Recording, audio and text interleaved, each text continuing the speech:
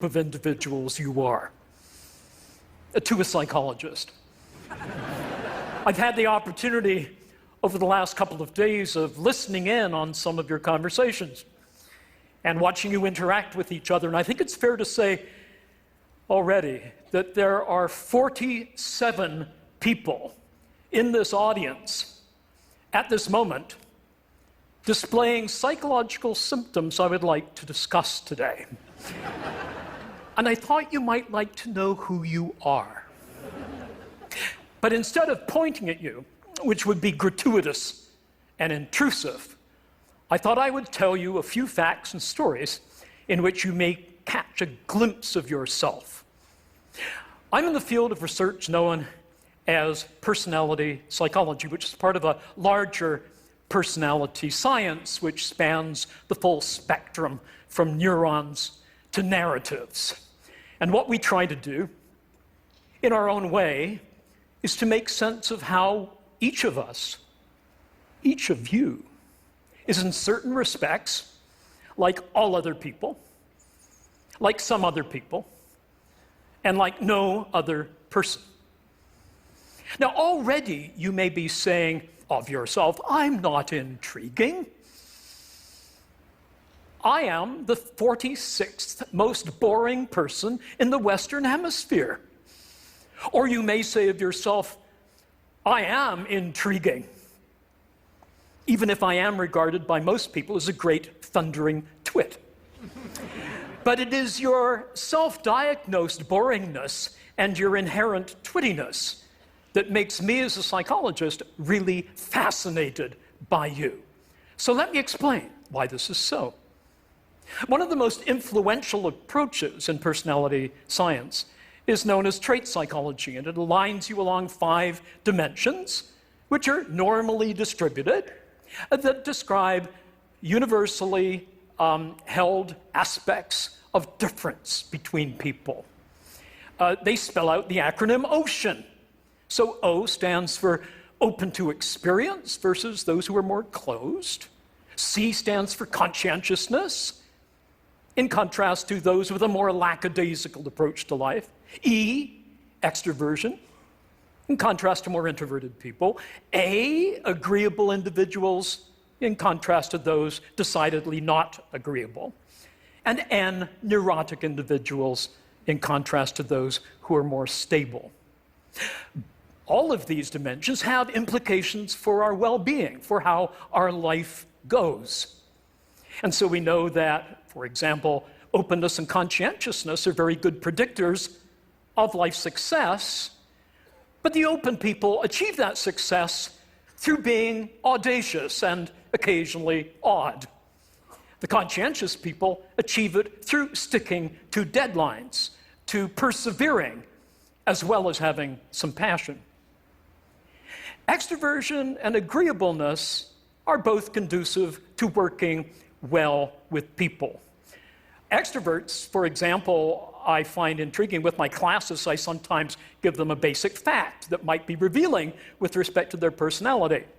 I tell them that it is virtually impossible for adults to lick the outside of their own elbow.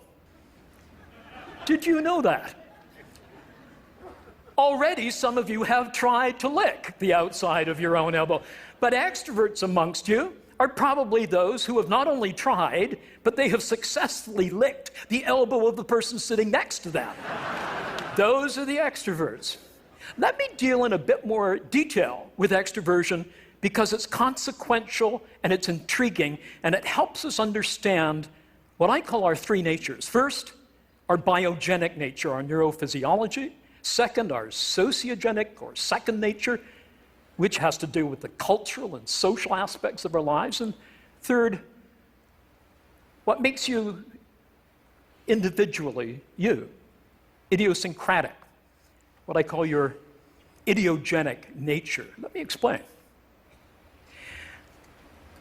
One of the things that characterizes extroverts is they need stimulation.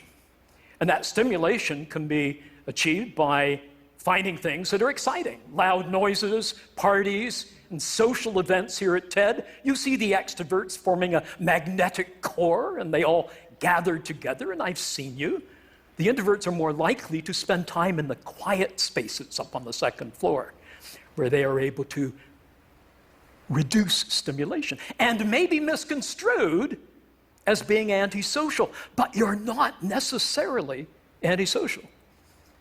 It may be that you simply realize that you do better when you have a chance to lower that level of stimulation. Sometimes it's an internal stimulant from your body. Caffeine, for example, works much better with extroverts than it does introverts. When extroverts come into the office at 9 o'clock in the morning and say, I really need a cup of coffee, they're not kidding. They really do. Introverts do not do as well, particularly if the tasks they're engaged in, and they've had some coffee, if those tasks are speeded and if they're quantitative, introverts may give the appearance of not being particularly quantitative, but it's a misconstrual. And so here are the consequences that are really quite intriguing. We're not always what we seem to be, and that takes me to my next point. I should say, before getting to this, something about sexual intercourse. Although I may not have time, and so if you would like me to, yes, you would? Okay. There are studies done on the frequency with which individuals engage in the conjugal act, as broken down by male, female, introvert, extrovert. So I ask you, how many times per minute? Oh, I'm sorry, that was a rat study. How many times per month do introverted men engage in the act? 3.0. Extroverted men, more or less? Yes, more. 5.5, almost twice as much. Introverted women, 3.1. Extroverted women, frankly, speaking as an introverted male, which I will explain later, they are heroic. 7.5. They not only handle all the male extroverts, they pick up a few introverts as well.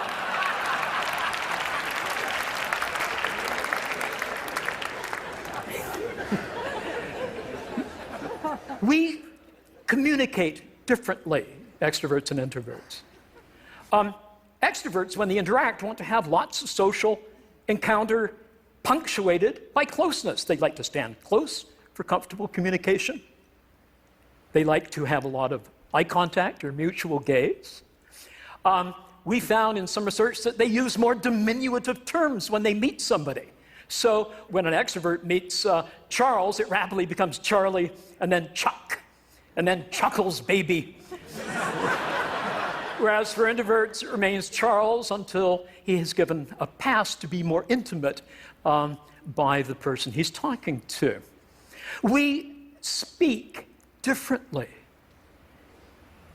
Extroverts prefer black and white, concrete, simple language.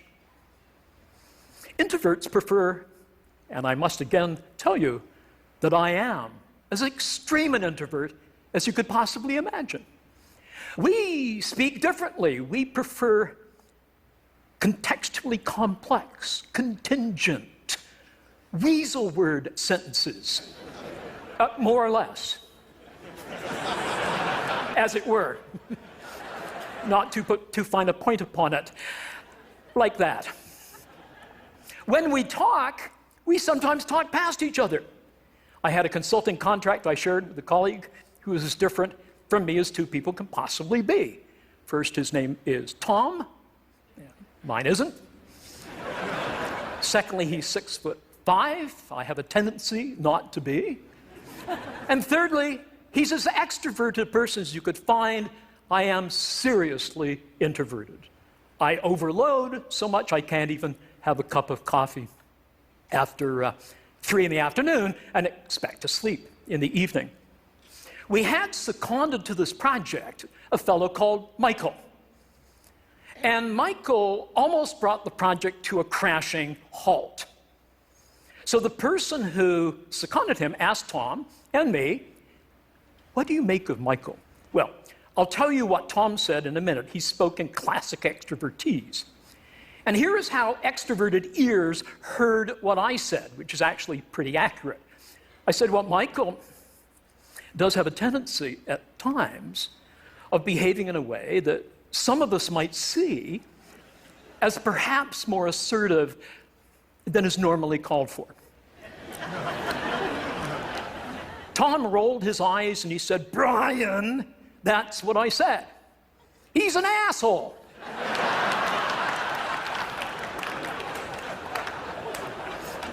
Now, as an introvert, I might gently allude to certain assholic qualities in this man's behavior, but I'm not going to lunge for the A word. But the extrovert says if he walks like one, if he talks like one, I call him one, and we go past each other. Now, is this something that we should be heedful of? Of course, it's important that we know this. Is that all we are? Are we just a bunch of traits? No, we're not. Remember, you're like some other people and like no other person. How about that idiosyncratic you? As Elizabeth or as George, you may share your extroversion or your neuroticism. But are there some distinctively Elizabethan features of your behavior or Georgian of yours that makes us understand you better than just a bunch of traits that make us love you, not just because you're a certain type of person? I'm uncomfortable putting people in pigeonholes. I don't even think pigeons belong in pigeonholes. So what is it that makes us different? It's the doings that we have in our life, the personal projects. You have a personal project right now, but nobody may know it here. It relates to your kid. You've been back 3 times to the hospital and they still don't know what's wrong. Or it could be your mom. And you've been acting out of character. These are free traits. You're very agreeable, but you act disagreeably in order to break down those barriers of administrative torpor in the hospital to get something for your mom or your child. What are these free traits? They're where we enact a script in order to advance a core project in our lives. And they are what matters. Don't ask people what type you are. Ask them, what are your core projects in your life? And we enact those free traits. I'm an introvert, but I have a core project, which is to profess. I'm a professor. And I adore my students. And I adore my field.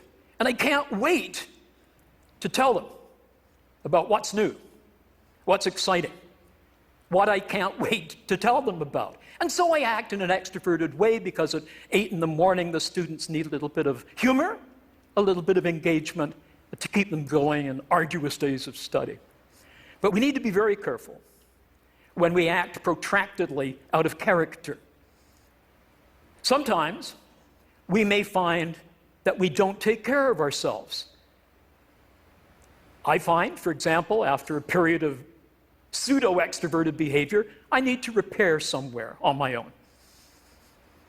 As Susan Cain said in her quiet book, in a chapter that featured the strange Canadian professor who was teaching at the time at Harvard, I sometimes go to the men's room to escape the slings and arrows of outrageous extroverts. I remember one particular day when I was retired to a cubicle trying to avoid overstimulation. And a real extrovert came in beside me, not right in my cubicle, but in the next cubicle over. And I could hear various evacuatory noises, which we hate, even our own. That's why we flush during as well as after. And then I heard this gravelly voice saying, "Hey, is that Dr. Little?"